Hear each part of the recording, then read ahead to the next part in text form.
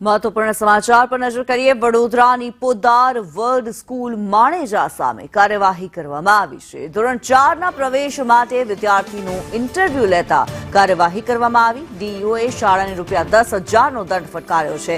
વાલીએ રાષ્ટ્રીય બાળ સંરક્ષણમાં ફરિયાદ કરી હતી। કલેક્ટરે ડીઈઓને આદેશ કરતા દંડનીય કાર્યવાહી કરવામાં આવી છે। કૃણાલ શર્મા વધુ વિગતો જણાવી રહ્યા છે। કૃણાલ, વડોદરાની પોદ્દાર વર્લ્ડ સ્કૂલ સામે કાર્યવાહી કરવામાં આવી છે, શું માહિતી?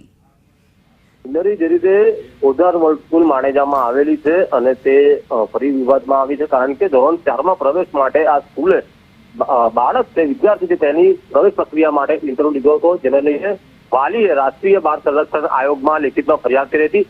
રાષ્ટ્રીય બાળ સંરક્ષણ આયોગે આ મામલે કલેક્ટરને કાર્યવાહી કરવા આદેશ કર્યો હતો અને કલેક્ટરે ડીઈઓને સૂચના આપી હતી અને ત્યારબાદ ડીઈઓએ ₹10,000નો દંડ આ સ્કૂલને ફટકાર્યો છે।